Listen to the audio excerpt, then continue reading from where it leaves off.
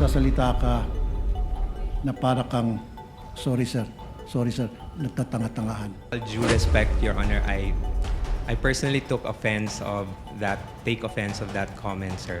Or, mag-resign ka na lang. Kung ako, I will resign.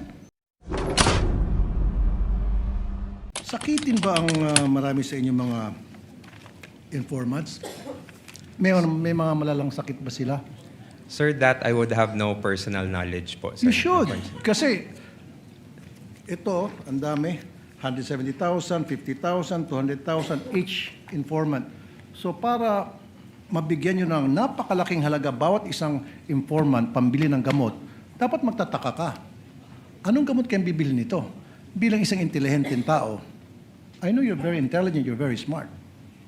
Did you not try to ask? O at least nagtaka? Baka may rheuma, arthritis, nagpapakimo, should have asked.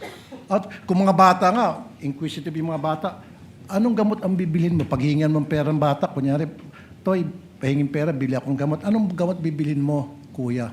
Bata yun na, grade 1. Ikaw pa kaya? Why? At the time po, sir, I did not ask anymore kay Colonel Lachica, sir. Why not? Because, sir, I already gave I trusted what the security officer mentioned to me, sir. But it is your responsibility to know. Kasi ikaw ang pumipirma doon sa AOM. Sir, in terms of the responsibility to know, sir, I'm not sure, sir, if I'm the one who's responsible to know, sir. But the So task you're to not me, sure. That means, ayoko nang gumamit ng pangsalita, it's unbelievable. It defies logic talaga, really, sir. You're not really making sense at all. Anyway, move on tayo. Yung, alam mo naman sa DOH, nagbibigay ng libreng gamot. Meron Yes, kayong sir. mga medical assistance program. Yes, sir. Oh, ba't di nila kayo humingi sa DOH? In fact, by the hundreds of millions and billions, nag-expel lang dyan sa bodega ng DOH, natatapon lang. Sayang. So dapat humingi na lang kayo sa DOH. Bigyan nyo lahat ng informant nyo ng kung anong klaseng gamot, libre pa. Nakalibre kayo. The wisdom behind how the confidential funds were implemented, sir, I cannot answer, sir, because again, sir, I am not the main implementer for the said activities. Kaya sir. nga, Mr. Smart Guy, nung makita mo na ang dami mga informant na binigyan ng mga hundreds of thousands each para sa gamot, you could have asked La Chica and said, La Chica, bakit di tayo pumunta sa DOH, maghingi tayo ng gamot para makalibre, makatipid tayo sa confidential funds? Libre naman sa DOH. Pag Office of the President maghingi, may budget, meron kayo allocation doon, I'm sure. In fact, sa Davao, ginagawa nyo na yun eh. Sir, that I cannot answer, sir. So again, it defies logic. Hindi po kapani-paniwala ang mga pinagsasabi mo. Sir, for me,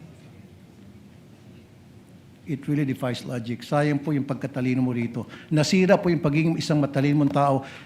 Nakakahiya po dun sa mga eskwelahan na kung saan ka nag-aral at nag-graduate.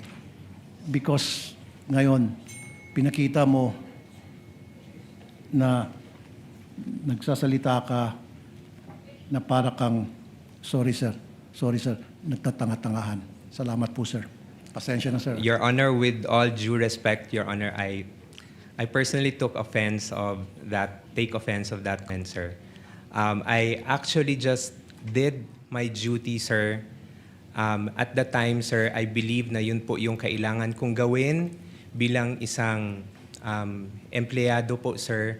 And I did my work, sir, based on what was tasked of me, sir, including the limitations that I can do to the duty that I will be doing, sir. So you're talking about limitation. Ikaw ang Deputy COS, and then malapit ka kay VP Sara, and then pirma mo ang nakasaad doon sa AOM. So karapatan mo po magtanong. Okay?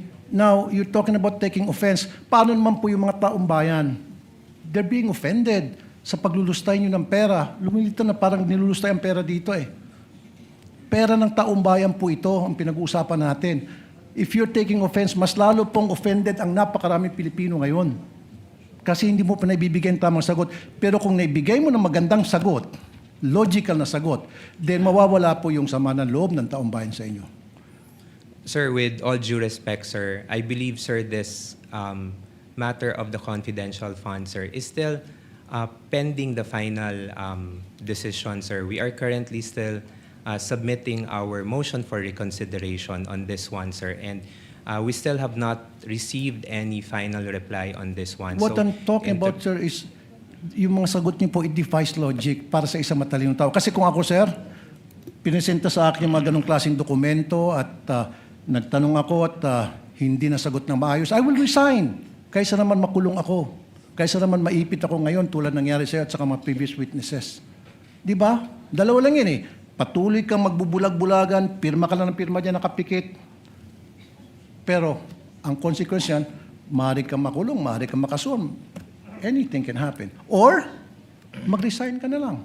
Kung ako, I will resign. Mapapahamak ako dyan, ba't ako pipirma dyan? Bakit ako pipirma sa mga nakalagay pagong, piatos, pikit, etc., kung ano pa mga kengkoy na mga pangalan, I would not consent to that. Outright sabihin ko, pag hindi niyo may paliwanag sa akin, I will resign. Period. Thank you po.